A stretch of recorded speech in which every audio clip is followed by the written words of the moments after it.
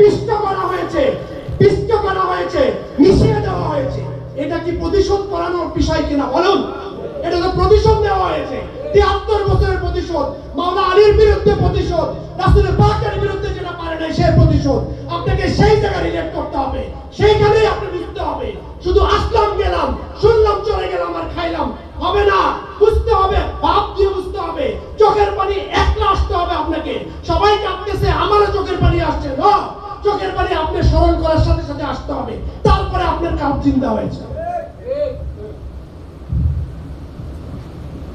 এজিদের বয়স 35, আমার ইমাম পাকের বয়স ছিল 56। 6 বছর বয়সে রাসূল পাক দুনিয়া থেকে পর্দা করেছেন। 61 হিজরিতে ঘটনা ঘটেছে। রাসূল পাক পর্দা করেছেন 11 হিজরি। 101 হিজরি পর্যন্ত, যেটা আমি আমার দরবার শরীফে বলেছি, 101 হিজরি পর্যন্ত মাওলানা সাহেব বসে আছেন।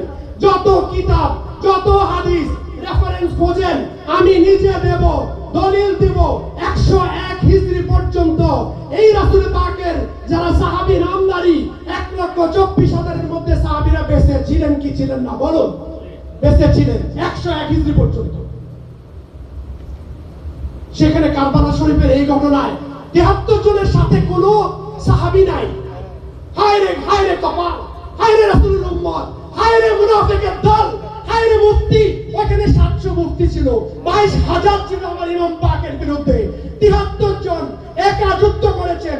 140 জন ইমাম পাকের সাথে এসে ওনারা আশিকে ইমাম, আশিকে পাঞ্জাতারা পাক, আশিকে রাসূল, আশিকে মাওলা আলী মুশকিল কুশা, আশিকে হাসনাইনে কারিমাইন, মাত্র 140 জন। ইসলাম কোথায় পাইলেন? কিভাবে ইসলাম হইল? আমার ইমাম পাকের শির মুবারককে আদম নবী থেকে, এটা আমি একটু পরে আসতেছি, আদম নবী থেকে ঈসা নবী পর্যন্ত আমার রাসূল পাক তো অবশ্যই উনি ওই দিন উনি পাঞ্জাতানে পাকের সবাই যারা শহীদ হয়েছেন, আমার মাওলা আলী মুশকিল কুশা, খাতুনে জান্নাত, আমার রাসূল পাক সবাই কারবালা শরীফে উপস্থিত ছিলেন। শুধু ধৈর্যের পরীক্ষা দিয়েছেন, ধৈর্যতে আমার ইমাম পাক জয়ী হয়েছেন। তাকবীর দিবেন না? তাকবীর, তাকবীর দিবেন না? বলেন তাকবীর দেন। ইয়া রাসূলুল্লাহ, ইয়া আলী, ইয়া আলী, ইয়া ইমাম হোসেন। 35 বছর ছিল এজিদের বয়স। তাহলে 35 বছর থাকলে পারিবারিক শিক্ষা কি প্রতিশোধ নেওয়ার জন্য হয়েছে কি হয় না বলেন?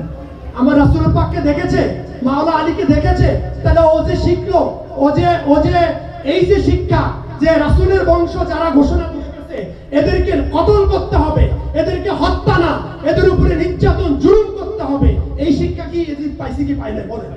আর তাহলে মাবিয়া যদি আমার রাসূল পাকের সাথে কোনো কিছু কইরাও থাকে, মাবিয়া যদি আমার রাসূল পাকের সাথে ঈমান একসঙ্গে এনেও থাকে, ঈমান 3 রকমের। ঈমান আনতে হবে, ঈমানকে রক্ষা করতে হবে, কবরে যাওয়ার সময় ঈমান থাকতে হবে। সেই ঈমান কোন ঈমান? পাঞ্জাতানে পাকের সাথে ভালোবাসার ঈমান। আপনি লা ইলাহা ইল্লাল্লাহ মুহাম্মদুর রাসূলুল্লাহর নাম ঈমান না, ওটা হলো যে কেউ মুখে দিয়ে উচ্চারণ করতে পারে। অন্তর থেকে ভালোবাসতে হবে, আলে বায়াতের প্রেম থাকতে হবে, সেটাই হচ্ছে ঈমান। এই মাবিয়া যদি আর পাঞ্জাতানে পাকের সাথে ভালোবাসা যদি থেকে থাকে, তাহলে আমার মাওলা আলী মুশকিল কুশার সাথে সিফফিনের যুদ্ধে মাওলা আলীর বিরুদ্ধে তলোয়ার ধরেছে। তলোয়ার ধরেছে কিনা বলুন? সিফফিনের যুদ্ধে তলোয়ার ধরেনি। আপনি কারবালা শরীফের মাথা কাটা, মগজ বের করার ঘটনা সিফফিনও করেছে।